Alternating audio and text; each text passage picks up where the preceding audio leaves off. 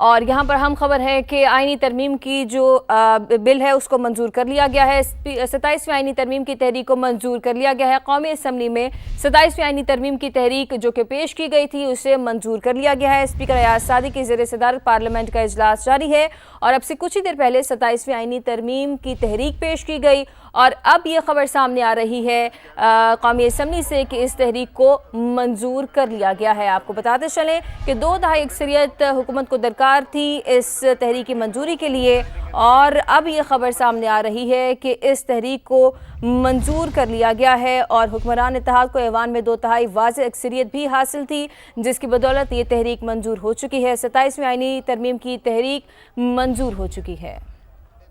तो उसकी सब्स्टिट्यूशन है that in the constitution 27th amendment bill 2025 as passed by senate of Pakistan for clause 2 the following shall be substituted namely 2 amendment of article 6 of the constitution in the Constitution of Islamic Republic of Pakistan, hereinafter referred to as the Constitution, in Article 6 in Clause 2A, after the word the words and comma Federal Constitutional Court shall be inserted.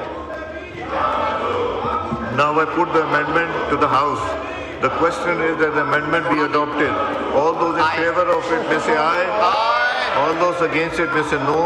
I think ayes have it. Consequently, amendment is adopted. Now I put clause 2 as amended to the House. The question is that clause 2 as amended do stand part of the bill. All those in favor of it may rise in their seats. Count be made.